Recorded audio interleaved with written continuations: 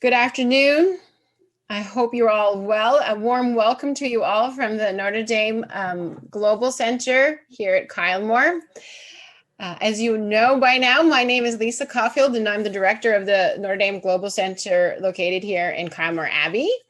And I'd really like to welcome all the new participants who decided to join us on this last session of our Christmas session of the book club. Our numbers just seem to be growing and growing. To date, we have 1,159 registered participants for this program. So thank you all for registering and for participating in this third installment of the Kylemore book club. We've got 25 countries represented who have registered on the ThinkND platform. So this is just wonderful. Again, I just wanted to iterate my thanks to all of our partners who made this happen over this year, especially Notre Dame International, the Keough Naughton Institute for Irish Studies, the College of Arts and Letters, the Keough School of Global Affairs, Notre Dame Learning, Snipe Museum, and of course, the Notre Dame Alumni Association. As we're going to keep in practice what we've done for the entirety of this book club was to have the 10-minute breakout sessions. So about halfway through the hour, we're going to give you the opportunity to meet with your other book club participants and to share your impressions of the music and the discussion that you've heard today. Now, I just want to remind you not to be spooked by the breakout sessions. And if you do not want to participate in the breakout session, you can choose to remain in the main room. And then once the groups have had an opportunity to reflect and chat with one another, we'll bring them back. So you can sit in the main room and just quietly listen or watch the slideshow that Zoe has.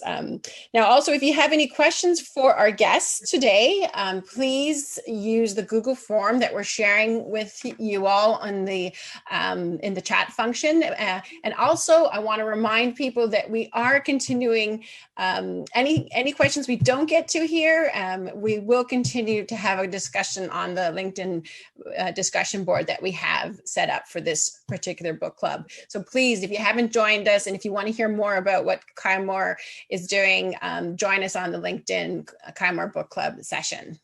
So now, all of my administrative pieces done, I'd like to introduce our guests this evening, this afternoon, or this morning for those of you calling from the West Coast.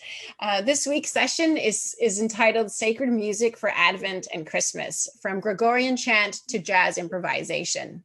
It is a distinct pleasure and honor to introduce you all to the director of the Notre Dame Children's Choir and the director of graduate studies for sacred music at Notre Dame, Mark Doerries, and composer and director of the renowned Notre Dame folk choir, Notre Dame alum, J.J. Wright. Mark Doerries is the acting director of graduate studies and head of the graduate conducting studio and an associate professor in the practice of conducting for sacred music at Notre Dame. Mark serves as the artistic director of the Notre Dame Children's Choir, Children's Organ Training Program, and the Sacred Music Academy, the community engagement arm of sacred music at Notre Dame. J.J. Wright's style cannot be easily categorized. Trained as a jazz improviser at the New School of Jazz in New York City, he is also passionate about sacred music, Palestrina and Bach with Monk and Cannonball Adderley as just a few of his harmonic and melodic inspirations. While with the U.S. Naval Academy, Wright performed for the president as well as several other high-profile diplomatic performances, and with the Caribbean Jazz Project, Afro-Bop Alliance, recording and performing with vibraphonist Dave Samuels. The album was nominated for a Grammy for Best Latin Jazz Album and won the Latin Grammy in the same category. To start off, we're going to begin today with a video just to introduce you to one of the pieces that we'll be discussing, O Emmanuel. In order to be a sacred musician, I needed to be able to write music and improvise and do all of these things that the tradition supported over the past several centuries. To have meaningful music in our churches, we have to start with children. You know, as a composer, as a pianist, as a conductor, like that is my primary role, I feel like, to create a really awesome environment for people to feel like they can be creative in. So you've got sacred music, you've got new music, you have young people singing, and hearing the jazz idioms next to that is just such an incredible thing. If you have the merging of a great composition and great artist, then that's when you really create something very special, and that's what's happening here, and that's what keeps me engaged. People want to hear something different. They want to know about what's cutting edge or what's meaningful artistically.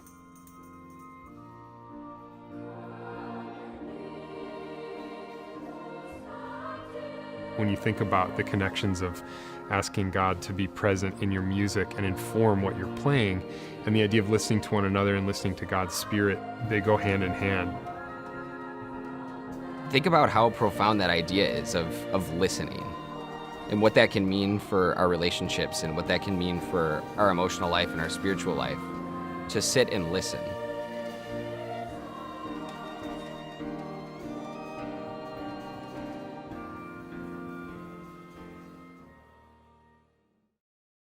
So Mark, I think I'll pass it over to you to talk about the clips that you shared with us and what was assigned on our homework for tonight, and then also a bit about your relationship with JJ.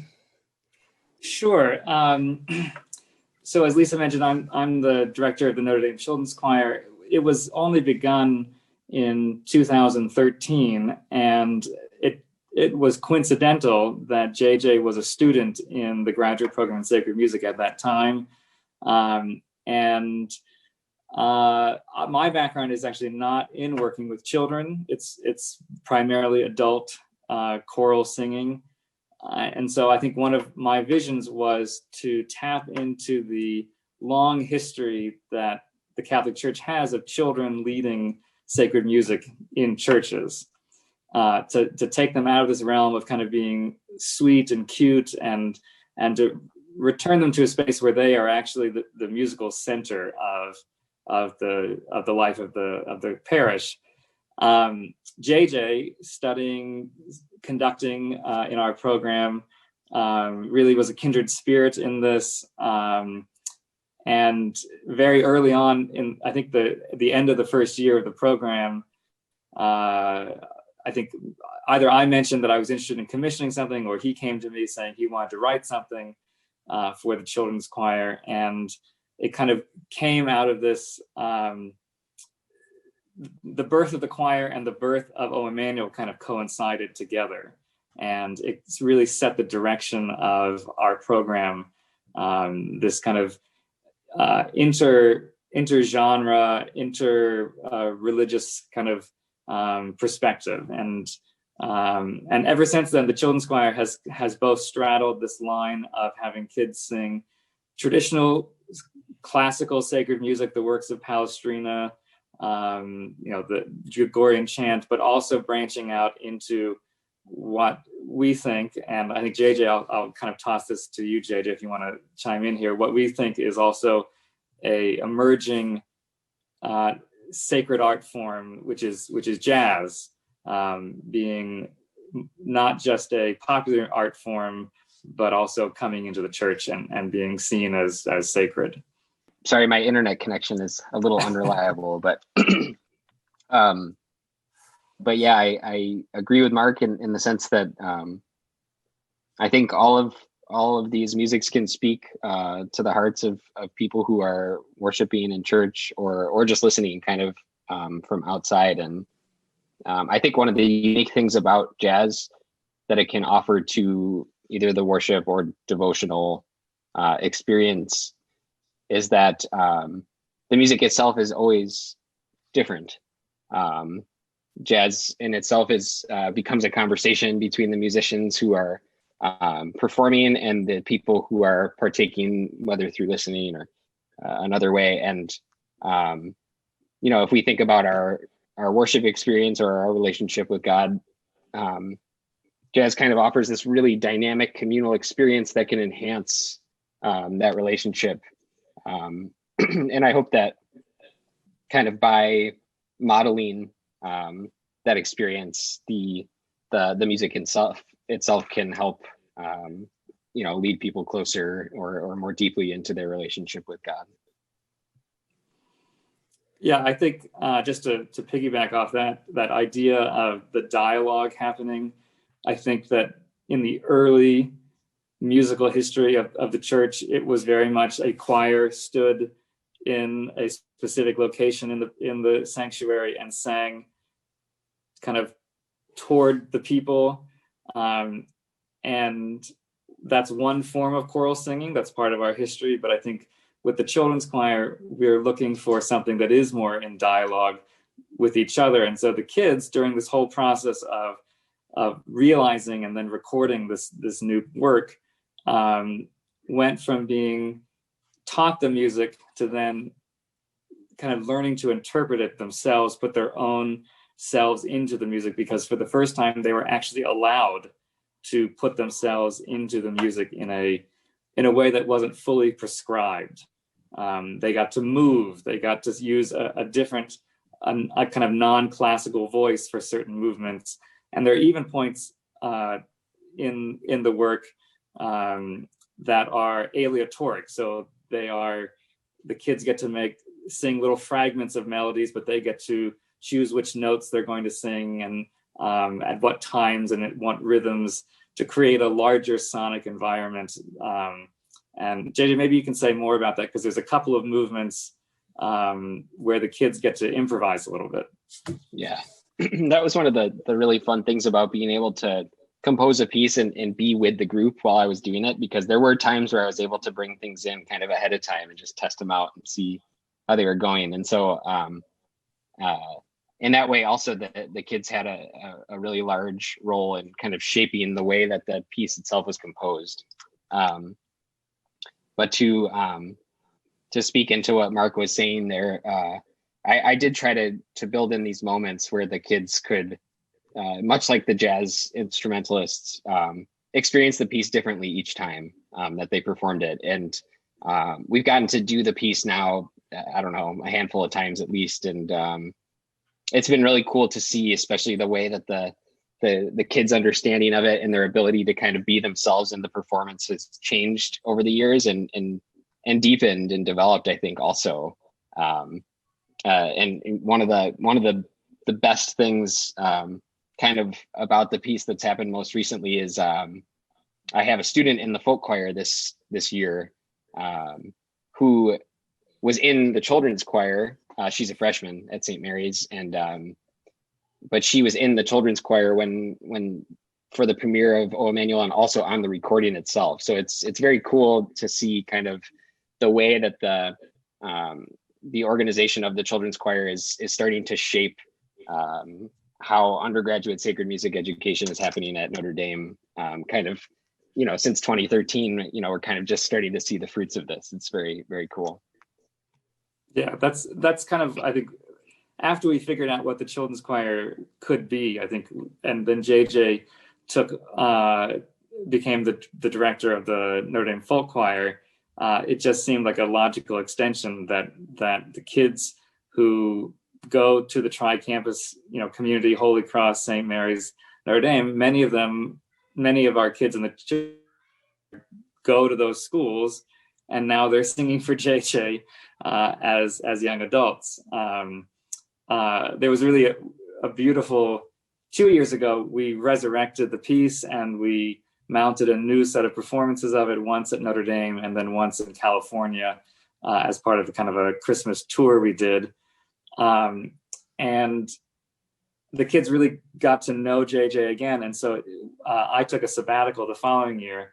And so JJ he took over my role and was really great working with the kids directly. I was the interface for the performances, but you became so close with the kids through the performances. It was just totally natural for you to step in and kind of make it your own. Unfortunately, this year we're all doing virtual rehearsals because of COVID. But I think that dialogue has gone both ways. We have learned from JJ, JJ has learned from the kids, and the music is better for it. The piece, actually, JJ, you rewrote sections of the piece between the premiere and then our recording. Do you remember what your impetus to rewrite was? I think I just wanted it to showcase the kids and flow as a performance as well as it could. And you never quite know how a piece of music's going to sound until you get to hear it performed. And so, it's like we watched the video that we just watched, and I could see all the little parts that I want to cringe because I wish we could have done it better. But that's kind of the fun of it. We get to try this stuff and hopefully learn from the experience, and then make an even better experience for our students going forward. I suppose I had a question to both of you, Mark and JJ. It's just, to me, perhaps someone who doesn't participate in choirs that often, but to go from Gregorian chant to jazz and make that connection. I'm just wondering if you can just give us a little bit more input as to how, because the Gregorian chant's so formal and then to have the jazz input, phenomenal, but really not something I would have thought we put together. Yeah, I think one of the reasons that came to be is because the piece is based on the O Antiphons. So the O Antiphons are antiphons that we pray at Vespers in the evening. That's evening prayer from December 17th to December 23rd. So they actually start tomorrow, I think, right? Yep. So the antiphons are the O Antiphons are these ancient prayers, and there's like kind of an intensity that builds as you get closer to Christmas throughout the days. And so I wanted to kind of try to capture that in some way, this impending coming. But alongside that, the sense in which these are very ancient prayers, and we, Christians have been saying these prayers for centuries. So that was part of the fun of it. How do we sort of sonically capture that intent of these things are ancient, but we're looking at them through a new lens. But we also understand how formative the words in music are for young people to learn in their pursuit of sacred music. So it's hard to be really specific, but that was kind of, because I can't really remember the way I was progressing through at the time. But I do know that I wanted to kind of create this journey from beginning to end as we got closer to Christmas through the O Antiphons.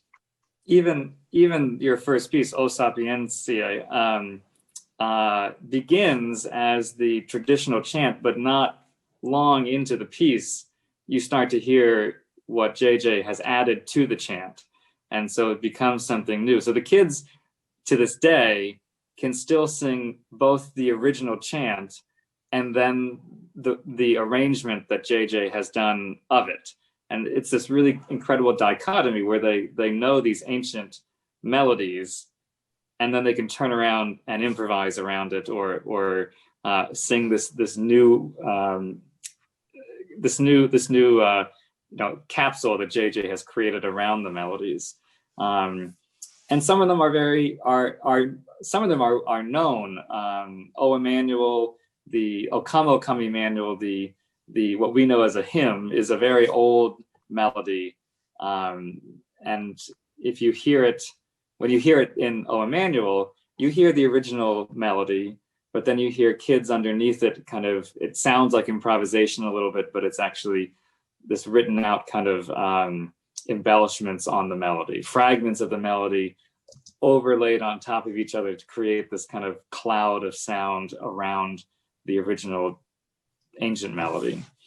Well, I have Zoe asking me on our backup. Maybe she can cue it up so we play O Sapientiae, then maybe now, if that's okay, and then Sure. we can hear it together as a cohort, and then we can discuss the second piece. So Zoe, if you can play it.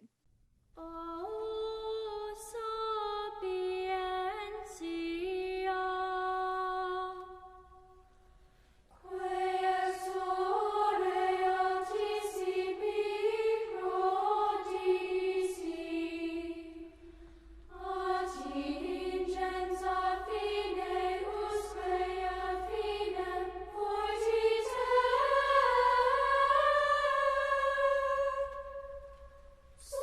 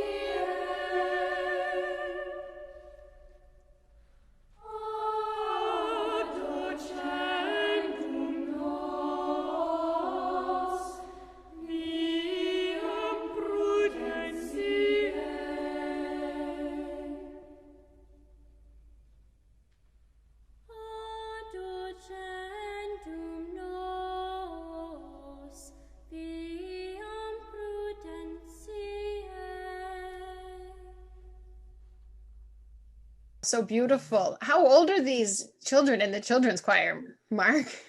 So the girl who sang the intro and the opening and closing chant, I think she was 12 at the time. The youngest was 10 or 11 when we premiered it. We now have children going all the way down to infants and toddlers, but this was really envisioned for kind of 11 to 15-year-old kids to sing. So all sopranos and altos. What I think of when I hear that is just how much the children grew by learning that and it was not hard to get them to buy into chant, and it was not hard to get them to buy into jazz, because at the young age they're soaking up so much information. They are the more different genres we gave to them, the more excited they were, and they never questioned whether it was appropriate or not. They just thought this is beautiful music, and I like singing it, and it has this beautiful sacred text to it that informs my own beliefs, which I think JJ and I have both discovered that kids absorb this new material in many ways a lot faster than adults or even college-age students or graduate students who come at sacred music with a preconceived notion of what it should be. Either there's a right way in a classical genre, or maybe they grew up in a church that was more informal, and so that's the post-Vatican II sound of church music is what they're interested in. But our kids kind of heard both and were able to make a synthesis out of it, and that I think is attributable both to the kids, but also to the writing, the composition of the piece that JJ wrote. I was going to ask JJ then, JJ, like when you're writing for children, are you very conscious, or is it you're writing for sopranos and altos? You're like, or is there a different way to write when you're thinking of children? Yeah, there's definitely a different way to write, because they're more or less like dexterous singing certain things than other things. But and that was part of what Mark was alluding to earlier. I think when I had the chance to revise, like this is my first time really getting the chance to write for children's voices, and so I can imagine what it might sound like, but until I really get to hear them sing it and see how they treat the melodies, then I wouldn't know. But yeah, for sure, they have different capacities than an adult soprano or alto would have. And Mark, when you're teaching them, how absorbent are they? Like, are they like quick on the uptake, or is it something that to produce a piece like this is hours, days? Yes. like yes. Weeks, months. Well, I think part of that is working with children. We focus not only on the end goal of the performance, but we're also teaching them how to read music along the way. And so the process of getting them to read the music on their own is longer. But I think being a new piece, there being no recording, it takes longer to realize a piece like this as we try, as myself, as the children, as our accompanists, try to realize what JJ has in his mind, because the score only captures probably not even 50% of what the composer has in his or her mind. And then it's a dialogue back and forth with the composer. JJ would come in and hear the kids, and as he said, he might rewrite something, or he might say, could you try singing it like this? This is the style of the jazz that I'm imagining. And there are large sections of the music that JJ gave me that have essentially look like blank measures, because it's just the instruments are going to improvise in this section. And so I remember looking at him and saying, JJ, like, what's going on here? and you just saying, I got this, trust me, this is going to be where I'm improvising. And improvisation, I think this is a good thing maybe to talk about, JJ. Improvisation does not simply mean you suddenly create something new all of a sudden. It takes a lot of practice. And what the kids saw and I saw with JJ was that he would go and he would practice the improvisations or the style of improvisation that he was going to play under the kids, and he would come back to our rehearsals and it would sound totally different. And I don't know, maybe you can say more about what does it mean to improvise? How do you prepare for improvisation? Because Oriens, the other piece that I think we had you all listen to, has a solo piano improvisation underneath the kids singing. Mm-hmm. Yeah, I think the one sort of metaphor could be that improvising is akin to like giving a speech, and not the type of speech that you read off the page, but the type of speech that you want to deliver kind of in the moment. So I would spend a lot of time practicing certain turns of phrase or certain or kind of expounding on certain ideas that I want to explore. And then, and I won't bore you with the nitty gritty details because it is a lot of nitty gritty details, but that's kind of the general idea. It's like there are these big kind of thematic elements or forms. The form would be the same over and over and over, and they just get stacked on top of each other. It's an interesting thing. Like if we played Oriens without the children, like I would probably improvise on it differently, but knowing that that's the context in which we're kind of having this conversation, I prepare for it in a different way. So. Well, I think this might be a nice time to play Oriens. I think Zoe's got it tuned up now, so we can, in their breakout sessions, we can compare and contrast the songs. So, Zoe, if it's okay, can you please play Oriens then?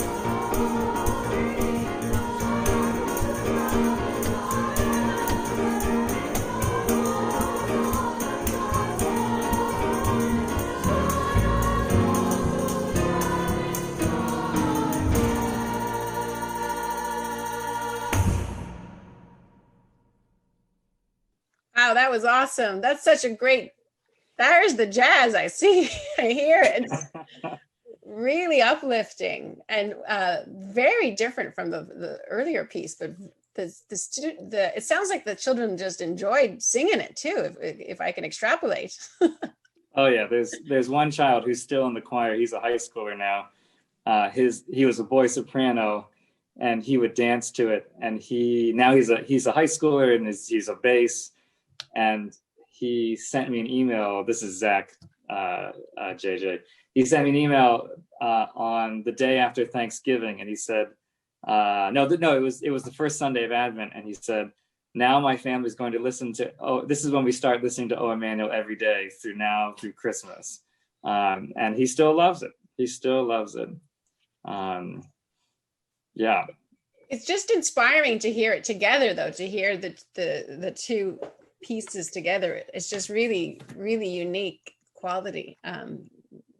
JJ, really impressive.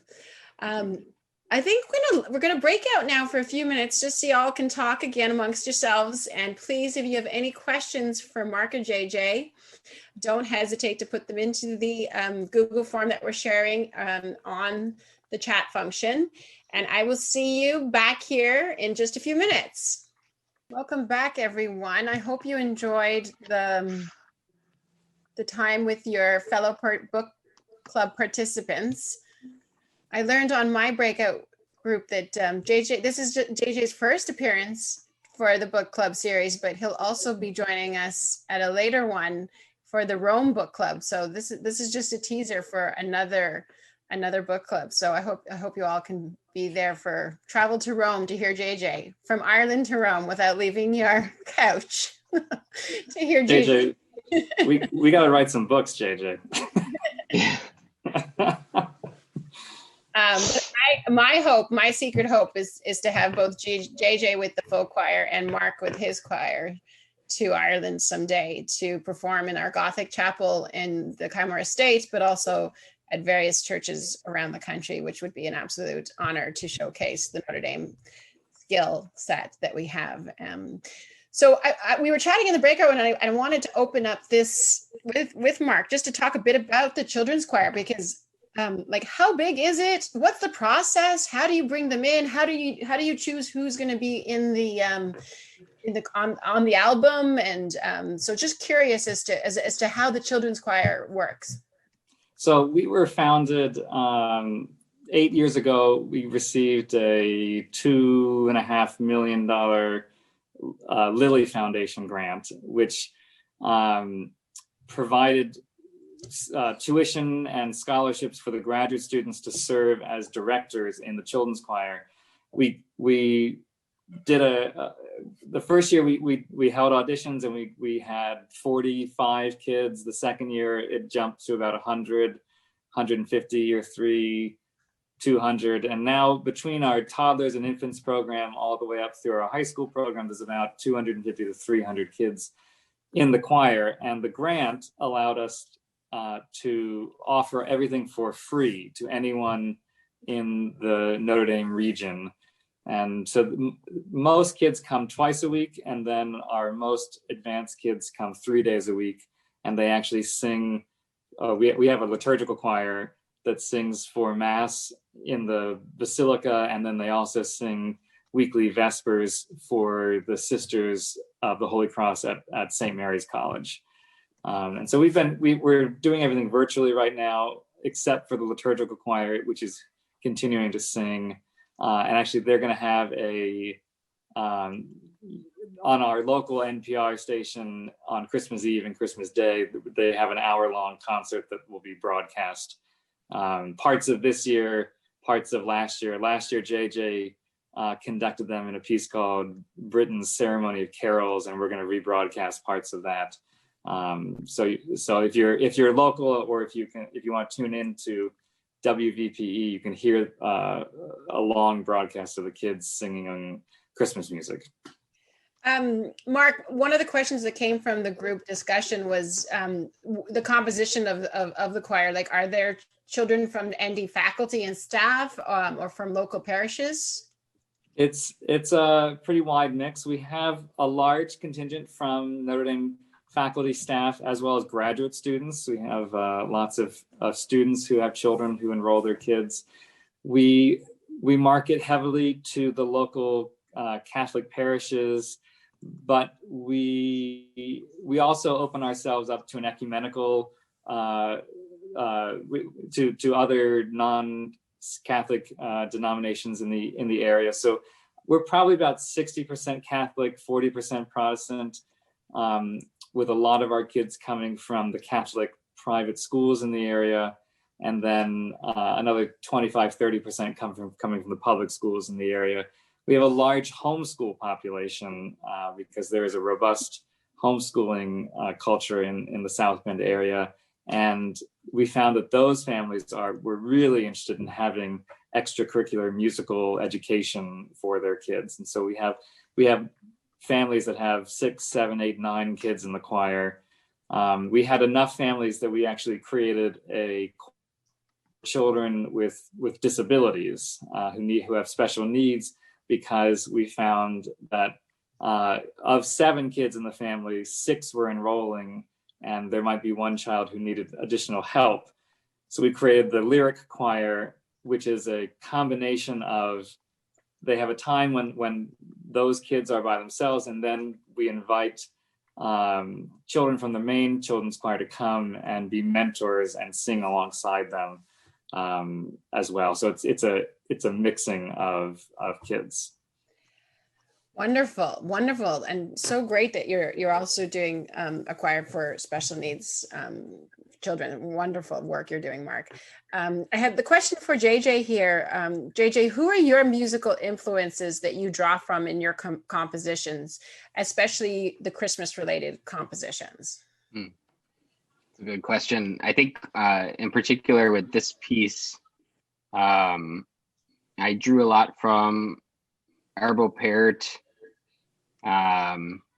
James Macmillan, kind of on the more classical side, and then the list of jazz people who I draw from is very large because there's so much there, but definitely people like Herbie Hancock and Miles Davis, and feels cheesy to say because they're all the most famous people, but you can't go without them if you really get into this music. Another question has come in about 5/4 productions that pops up on your video and on albums you have collaborated on. Is that 4/5 the name by any chance of a tribute to a favorite jazz musician, such as Dave Brubeck? Or can you tell us a bit about your work that you're doing with 5/4 Productions? I know they have worked with some of the world's leading musicians and orchestras. I can take that, Dave. Yeah, go ahead, AJ. 5/4, wonderful guys. When we were kind of speccing out doing the recording session for this album, we talked to a lot of different producer and recording teams, and they were kind of the perfect recipe of obviously working with amazing people all through their careers, but they are out of Cleveland, so not too far from South Bend. And Tom and Rob were the 2 people who worked with us, and they were just fantastic people to work with, super kind. They kind of came right in, and doing a recording session with children, you probably never know what you're going to get, but they just came in and handled it so beautifully, treated the kids super respectfully, but also like professionals.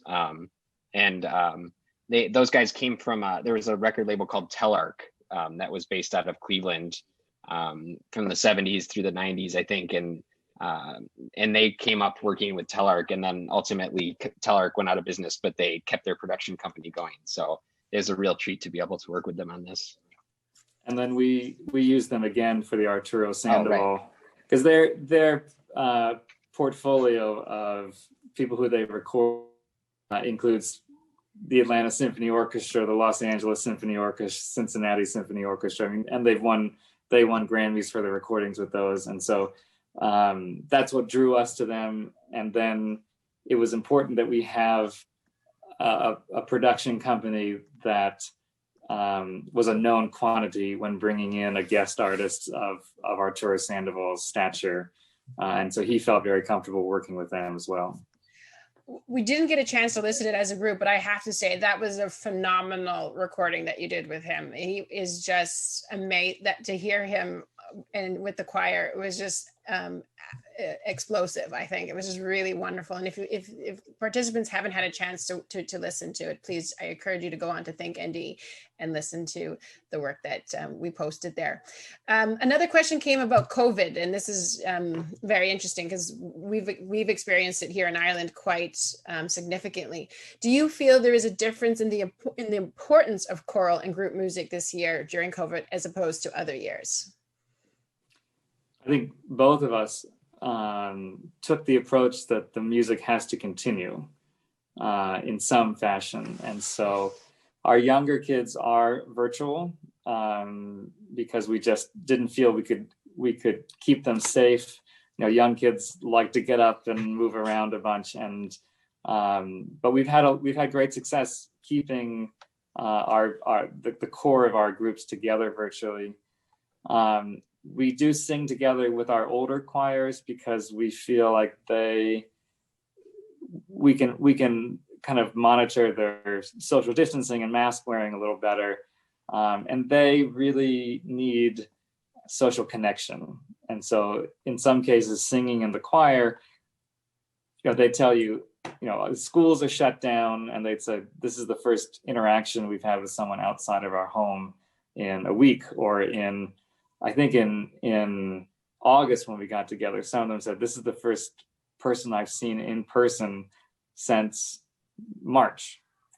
JJ actually conducted the last concert of the children's choir on March 5th, and then I think the university shut down on March 9th.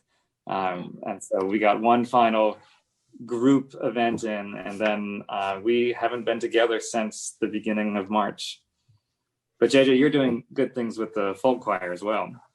Yeah, I would echo what Mark said in the sense, one thing that COVID has shown very clearly is how important choral singing is to our students, and how much of a sort of connected activity it really is for them. You know, even though they can't be near each other, and none of us can really be near anybody, singing is one of those times where we can unite and join our voices towards a common cause, and that's been a real blessing. I think the students in the folk choir kind of really dove in to the whole virtual thing, and so we set up a recording booth in our building in Coleman Morse, and every week they went in one at a time and recorded their parts on the songs that we did, and then it was kind of this monumental effort to then compile them all each week. But the students, I can't say enough about them, because they really just dug in, and they kind of all jumped in and learned new skills to be able to share the ministry, to continue to share the ministry, even though we weren't able to do in-person things. Yeah, I highly recommend checking out the folk choir's YouTube page for their recordings, because they're great. And JJ does a lot of, am I right, JJ? You do a lot of the editing yourself. Yeah, it was a big job. It's a thankless task. Yeah, it is a thankless job. Well, I was listening to Catch the Spirit today, JJ, as I was working, and I had it playing in the background. And I want to encourage everyone to download it or go to the folk choir website. It is a phenomenal collection of music that you've put together. And personally, I'm biased to the folk choir because I've always felt that the folk choir has provided such moving music for my entire time at Notre Dame. I've been so impressed with the quality and the standard of the music that's been produced to the folk choir. So this album is wonderful too. Catch the Spirit. I encourage you all. Now, there was another question of where you can purchase the music, or does the Notre Dame bookstore have these CDs? Are they in the Notre Dame bookstore? I would imagine they are. They used to be. I can't tell you on whether they still have them in stock, but the Sandoval, the O Emmanuel, and I think there's a couple others by the folk choir and the children's choir that are there. If not, you can.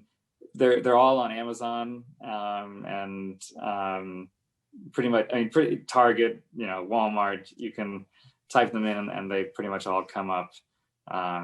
And and it helps support both the folk choir and the Notre Dame Children's Choir. You can also download them from iTunes or Amazon Music. And again, it will support both our programs. Well, we've come to that time of the night where I'd like to play one more song before we end. So I want to express my gratitude to Mark and to JJ for taking the time to join us this afternoon, this evening here in Ireland. But I really, really can't say how enthusiastic I have been to have you here, and what a great honor it is to have you both here. Such professional and high quality. We're so gifted to have you as a part of the Notre Dame family. So thank you. And you have our full support from Kylemore and an open invitation to come to Ireland. So thank you for joining us this evening. Just wanted to reiterate my thanks to the entire group that's here online, and for those of you who registered. I want to thank Zoe, who's been so pivotal, and Leah and Mary in getting this book club Christmas edition off. Over the last few weeks, we've gotten a lot of private messages and questions of well, what are you actually reading? Or what are you doing in Ireland? And so we thought at the end of this session that we'd share a book that we're reading here in Ireland. Zoe's going to share it. It's a book that's with a local faculty member that we work with here in Ireland. His name is Mike McCormack, and it's called Solar Bones.